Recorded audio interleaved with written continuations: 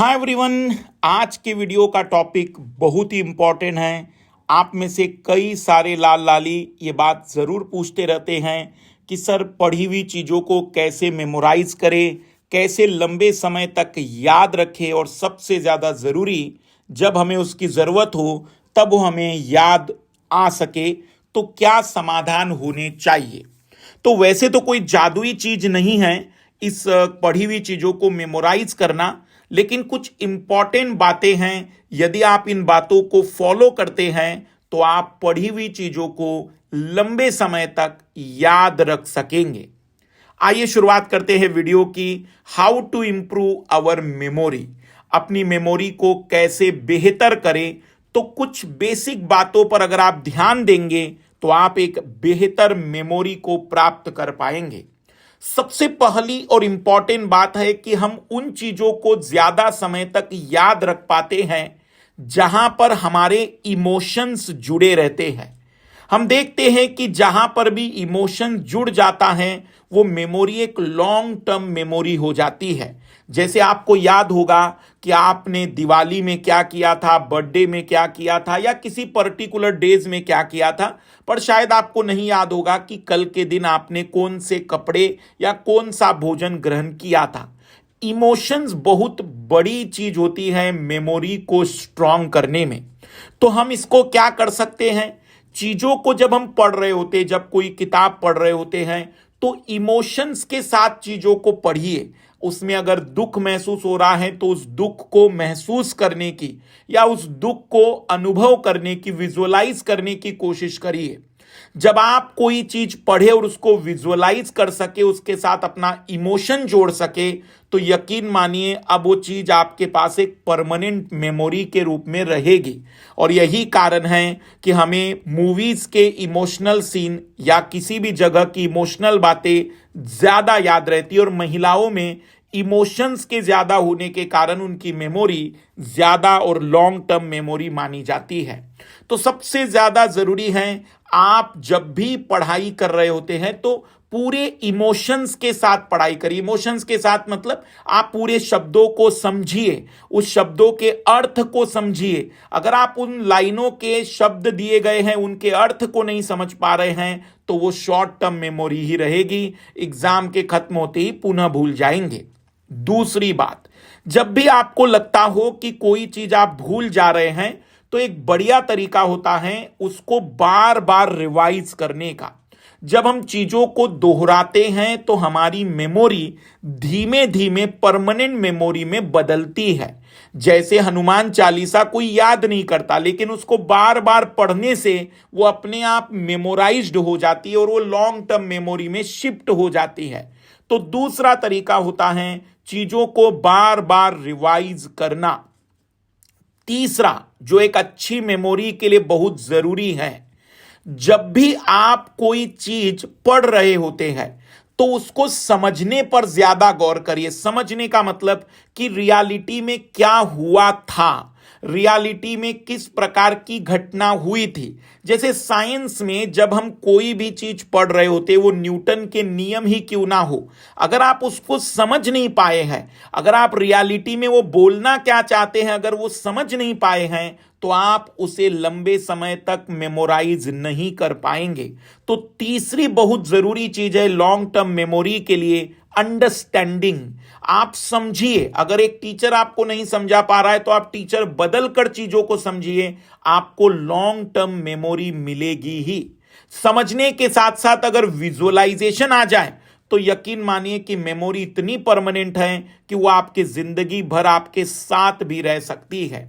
चौथी और एक बहुत बड़ी चीज होती है कि जब भी आप कभी पढ़ाई करते तो पढ़ाई में एक फ्लो बनाइए।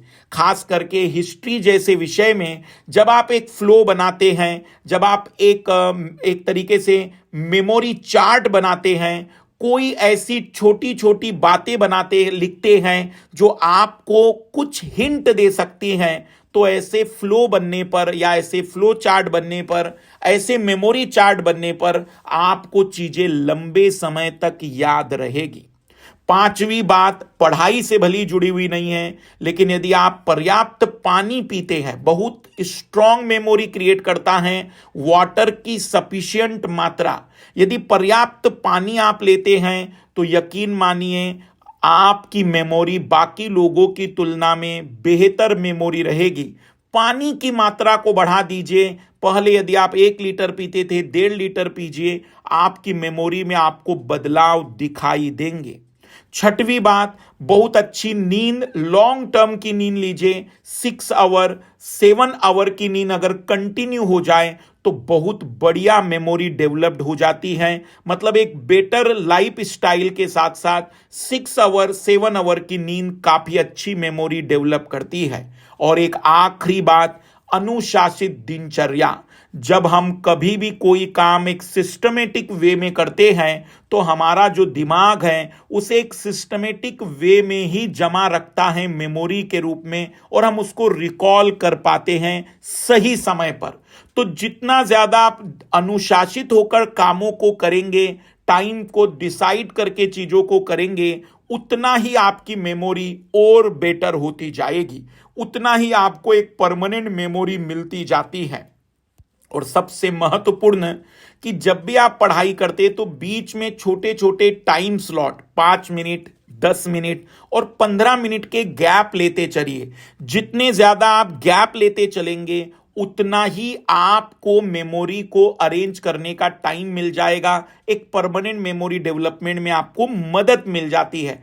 तो टाइम बीच बीच में गैप लिया करिए 1-2 घंटे के बाद, ताकि आप मेमोरी को अपने दिमाग में अरेंज होने का समय दे सके। इसके अलावा फिर लोग लिखकर भी पढ़ते हैं, बार बार लिखने से मिरर प्रैक्टिस करते रहते हैं, और भी कई तरीके ढूंढते जिससे वो अपनी मेमोरी को बेटर कर सकते हैं। हाँ, लेकिन यदि आप मेडिटेशन कर सकते हैं, मेडिटेशन मतलब आंखें बंद करके आधे घंटे 15 मिनट बिल्कुल फोकस्ड रह सकते हैं, तो आपकी मेमोरी में फोकस बढ़ जाएगा, तो लॉन्ग टर्म तक मेमोरी कन्वर्ट हो पाएगी। ये वो तरीके हैं जिससे आप अपनी मेमोरी को बाकी लोगों की तुलना में बेटर कर सकते हैं।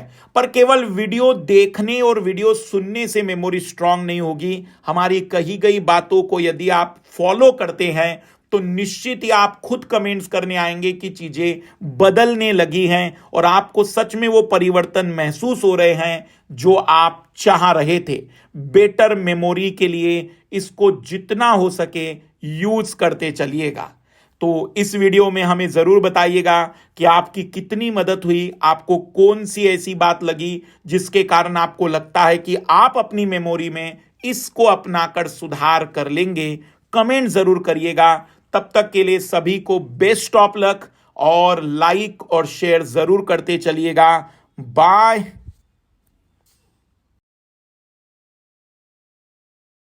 यदि इस समय आप 2025 के लिए प्लानिंग कर रहे हैं, 24 का रफ्तार बैच भी है, तो आप ज्वाइन कर सकते हैं भारत के सबसे बड़े एजुकेशनल प्लेटफॉर्म को। MK लाइव रिफर कोड के माध्यम से 50% तक का डिस्काउंट और 6 महीने का फ्री ऑफर भी चल रहा है। एजुकेटर्स, टॉप एजुकेटर्स मिलेंगे। PPT से आपकी सारी तैयारी होगी। टेस्ट सीरीज आपको मिल जाती है।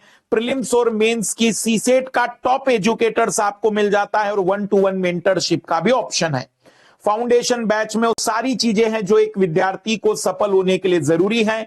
4 दिसंबर से बैच आ रहा है। संडे के दिन कॉम्बैक टेस्ट है जिसका मकसद है 2। पहला, विद्यार्थी की प्रिपरेशन का उन्हें आइडिया लगेगा। दूसरा, वो स्कॉलरशिप जीत सकते हैं, साथ ही जीत सकते हैं मैकबुक और लैपटॉप और भी कई प्राइजेस।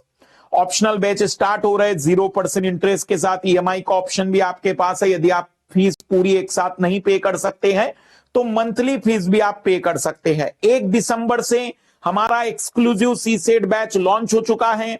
यदि आप इसको ज्वाइन करना चाहते तो 30 नवंबर तक में यह ऑफर अभी अवेलेबल है। मात्र 9,500 रुपए में आप घर बैठे अपनी तैयारी कर सकते हैं। और जो विद्यार्थी ऑफलाइन क्लास की शुरुआत करना चाहते हैं, अगर कोई विद्यार्थी सीसेट ऑफलाइन करना चाहते हैं तो 16 दिसंबर से हमारा ऑफलाइन बैच भी आ रहा है। 16 दिसंबर से मुखर्जी नगर से सीधी लाइव क्लासेस 2:30 बजे आ रही है।